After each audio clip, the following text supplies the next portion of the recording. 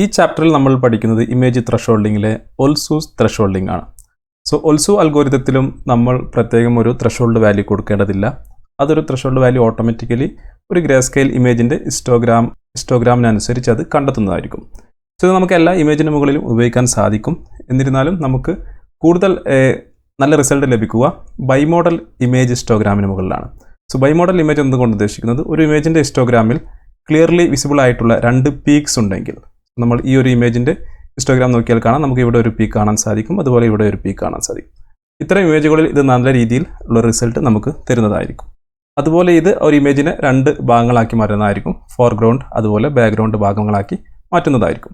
So ഇതിൽ നമ്മൾ ഉപയോഗിക്കുന്നത് cv.threshold എന്ന് പറയുന്ന ഫംഗ്ഷനാണ്. നമ്മൾ സാധാരണ സിമ്പിൾ ത്രെഷോൾഡിംഗ് പഠിച്ച പോലെ തന്നെയാണ് ഇത് അപ്ലൈ ചെയ്യുന്നത്. പക്ഷേ അതിൻ്റെ കൂടെ അവസാനം നമ്മൾ ഒരു ഓൾസോ ത്രെഷോൾഡിംഗ് എന്ന് പറയുന്ന ഒരു ഈ അൽഗോരിതത്തിൻ്റെ ഫ്ലാഗ് കൂടി ആഡ് ചെയ്യുന്നതായിരിക്കും. നമ്മൾ ഈ ഒരു ഇമേജ് എടുക്കുകയാണെങ്കിൽ ഈ ഇമേജ് നമ്മൾ ഓൾസോ ത്രെഷോൾഡിംഗ് ചെയ്ത് കഴിഞ്ഞാൽ നമുക്ക് ഈ ഒരു രൂപത്തിൽ ലഭിക്കുന്നതായിരിക്കും. ഇതിൽ നിങ്ങൾക്ക് നോക്കിയാൽ കാണാം, ഇപ്പോൾ ബാക്ക്ഗ്രൗണ്ട് നമ്മൾ കംപ്ലീറ്റ്ലി വൈറ്റ് ആക്കി കഴിഞ്ഞു, അതുപോലെ ഫോർഗ്രൗണ്ട് നമ്മൾ ബ്ലാക്കിലോട്ട് മാറ്റി കഴിഞ്ഞു. സോ ഈ കാര്യം നമുക്ക് എങ്ങനെ ചെയ്യാമെന്ന് നോക്കാം. സോ നമ്മൾ VS കോഡ് ഓപ്പൺ ചെയ്യുന്നു. നമ്മൾ ഈ C-Man എന്ന് പറയുന്ന ഈ ഒരു ക്യാമറാമാൻ്റെ ഈ ഒരു ഇമേജാണ് നമ്മളിവിടെ ഉപയോഗിക്കുന്നത്. സോ ഇതിനെ നമ്മൾ അതിനുശേഷം ഗ്രേയിലോട്ട് കൺവേർട്ട് ചെയ്തു, ശേഷം അത് ഷോ ചെയ്യിച്ചു, ശേഷം അതുപോലെ അതിൻ്റെ ഹിസ്റ്റോഗ്രാം നമ്മളിവിടെ കണ്ടു. നമ്മളിനി ഈ പ്രോഗ്രാം റൺ ചെയ്ത് കഴിഞ്ഞാൽ നമുക്ക് ഈ ഒരു രീതിയിൽ ലഭിക്കുന്നതായിരിക്കും. സോ ഇതൊരു ബൈമോഡൽ ഇമേജാണ്. നമുക്ക് ഇവിടെ ഒരു പീക്ക് കാണാൻ സാധിക്കും, ഇവിടെ ഒരു പീക്ക് കാണാൻ സാധിക്കും. ഈ കാണുന്ന പീക്ക് എന്ന് പറയുന്നത് ഈ ഫോർഗ്രൗണ്ട് ഇമേജാണ്, ഈ ക്യാമറാമാൻ്റെ ഇമേജാണ്, ഈ ബ്ലാക്ക് കളറാണ് നമ്മൾ ഇവിടെ കാണുന്നത്. അതുപോലെ ഈ കാണുന്ന ഭാഗം എന്ന് പറയുന്നത് ഇതിൻ്റെ ബാക്ക്ഗ്രൗണ്ടാണ്, ഈ ഗ്രേ കളർ ഭാഗമാണ് ഈ കാണുന്നത്. OpenCV ഡോക്യുമെൻറ്റേഷൻ പ്രകാരം ഇത്തരം ഇമേജുകളിൽ, അതായത് ബൈമോഡൽ ഇമേജുകളിലാണ് നമുക്ക് ഓൾസോ അപ്ലൈ ചെയ്ത് കഴിഞ്ഞാൽ നല്ല രീതിയിലുള്ള റിസൾട്ട് ലഭിക്കുന്നത്. നമുക്ക് എല്ലാ ഇമേജിന് മുകളിലും ഇത് ഉപയോഗിക്കാൻ സാധിക്കുന്നതാണ്. ഇതിൽ നമുക്ക് പ്രത്യേകം ത്രെഷോൾഡ് വാല്യൂ കൊടുക്കേണ്ട ആവശ്യമില്ല. ഇത് ഓട്ടോമാറ്റിക്കലി ഈ ഒരു ഇമേജ് ഹിസ്റ്റോഗ്രാമിൽ നിന്ന് അത് പ്രത്യേകം കണ്ടെത്തി അത് അപ്ലൈ ചെയ്യുന്നതായിരിക്കും. സോ നമുക്ക് ഈ കാര്യം എങ്ങനെ ചെയ്യാമെന്ന് നോക്കാം. നമ്മൾ ഈ ഇമേജിന് മുകളിലാണ് നമ്മളിത് അപ്ലൈ ചെയ്യുന്നത്. സോ നമുക്ക് തൽക്കാലം ഇത് ക്ലോസ് ചെയ്യാം. ശേഷം നമുക്ക് ഇതിൻ്റെ ത്രെഷോൾഡ് അപ്ലൈ ചെയ്യാം. സോ നമ്മൾ സെയിം മെത്തേഡാണ് ഉപയോഗിക്കുന്നത്, സിമ്പിൾ ത്രെഷോൾഡിങ്ങിലെ സെയിം മെത്തേഡാണ് ഉപയോഗിക്കുന്നത്. അതിൻ്റെ കൂടെ നമ്മൾ ഓൾസോ അൽഗോരിതം കൂടി ആഡ് ചെയ്യുന്നതായിരിക്കും.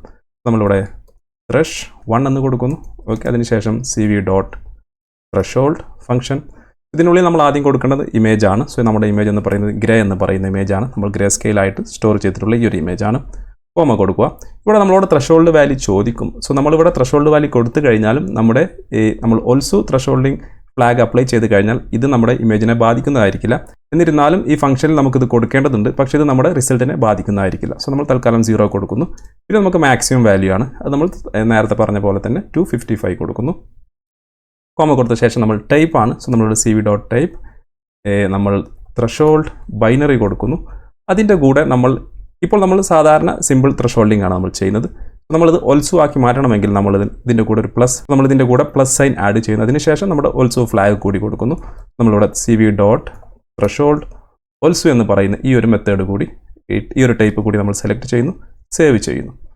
ഇത് നമുക്കിനി ഷോ ചെയ്യിച്ച് നോക്കാം. നമ്മൾ താഴോട്ട് വരുന്നു, im ഷോ, നമ്മൾ വിൻഡോ നെയിം ഒറിജിനലിന് പകരമായി ഓൾസോ എന്ന് കൊടുക്കുന്നു. അതുപോലെ നമ്മുടെ ഇമേജ് നമ്മൾ threshold1 എന്ന് കൊടുക്കുന്നു, thresh1. സേവ് ചെയ്യാം. സേവ് ചെയ്തതിന് ശേഷം നമുക്ക് റൺ ചെയ്ത് നോക്കാം. റൺ ചെയ്ത് കഴിഞ്ഞാൽ ഇതാണ് നമുക്കിപ്പോൾ ലഭിച്ചിട്ടുള്ള ഓൾസോ ത്രെഷോൾഡ് അപ്ലൈ ചെയ്തിട്ടുള്ള ഇമേജ്. ഇത് നമ്മുടെ ഒറിജിനൽ ഇമേജാണ്. ഇപ്പോൾ നിങ്ങൾക്ക് നോക്കിയാൽ കാണാം, നമ്മുടെ ഫോർഗ്രൗണ്ടും ബാക്ക്ഗ്രൗണ്ടും നമുക്ക് സെപ്പറേറ്റ് ആയിട്ട് നമുക്ക് ലഭിച്ചിട്ടുണ്ട്. ബാക്ക്ഗ്രൗണ്ട് നമ്മൾ മൊത്തം വൈറ്റ് ആക്കി കഴിഞ്ഞു, ഫോർഗ്രൗണ്ട് നമ്മൾ ബ്ലാക്കിലോട്ടാക്കി കഴിഞ്ഞു. സോ ഈ ഒരു ഹിസ്റ്റോഗ്രാമിലെ 2 പീക്കിനിടയിലുള്ള ഒരു വാല്യൂ ആയിരിക്കും ഓൾസോ അൽഗോരിതം ത്രെഷോൾഡ് വാല്യൂ ആയി സെലക്ട് ചെയ്തിട്ടുണ്ടായിരിക്കും. സോ നമുക്കതെങ്ങനെ ചെക്ക് ചെയ്യാമെന്ന് നോക്കാം. സോ നമുക്ക് തൽക്കാലം ഇത് ക്ലോസ് ചെയ്യാം. ക്ലോസ് ചെയ്തതിന് ശേഷം നമ്മൾ ഈ ഒരു റിട്ടേൺ RET എന്ന് പറയുന്ന വേരിയബിളിലായിരിക്കും നമ്മുടെ ത്രെഷോൾഡ് വാല്യൂ സ്റ്റോർ ചെയ്തിട്ടുണ്ടായിരിക്കുക. സോ നമ്മളതിവിടെ പ്രിൻറ്റ് ചെയ്യുന്നു, പ്രിൻറ്റ് RET. സേവ് ചെയ്യാം. സേവ് ചെയ്തതിന് ശേഷം നമുക്ക് നമ്മുടെ പ്രോഗ്രാം റൺ ചെയ്ത് നോക്കാം. നമ്മുടെ ഒറിജിനൽ ഇമേജ്, നമ്മുടെ ത്രെഷോൾഡ് ഇമേജ് നമുക്കിവിടെ താഴെ നോക്കിയാൽ കാണാം, നമുക്കിവിടെ 136 ആണ് ലഭിച്ചിട്ടുള്ളത്. ത്രെഷോൾഡ് വാല്യൂ ആയിട്ട് ലഭിച്ചിട്ടുള്ളത് 136 ആണ്.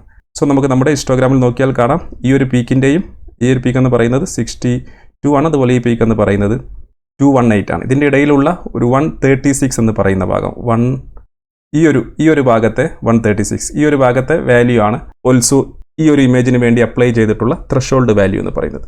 ഈ ഒരു രീതിയിൽ ഓൾസോ അൽഗോരിതം യൂസ് ചെയ്യുകയാണെങ്കിൽ അത് ഓട്ടോമാറ്റിക്കലി അതൊരു ത്രെഷോൾഡ് വാല്യൂ അപ്ലൈ ചെയ്യുന്നതായിരിക്കും. നമ്മൾ വിവിധ തരത്തിലുള്ള ത്രഷോൾഡ് മെത്തേഡുകൾ പഠിച്ചു. സോ ഓരോന്നിനും അതിൻ്റേതായ അഡ്വാൻറ്റേജസും ഡിസഡ്വാൻറ്റേജസും ഉണ്ട്. നമുക്ക് ആവശ്യമുള്ള നമുക്ക് അനുയോജ്യമായിട്ടുള്ള മെത്തേഡ് നമുക്ക് ഉപയോഗിക്കാം. ഈ ഒരു രീതിയിൽ നമുക്ക് ഓൾസോ ത്രഷോൾഡിംഗ് നമ്മുടെ ഇമേജിൽ അപ്ലൈ ചെയ്യാം.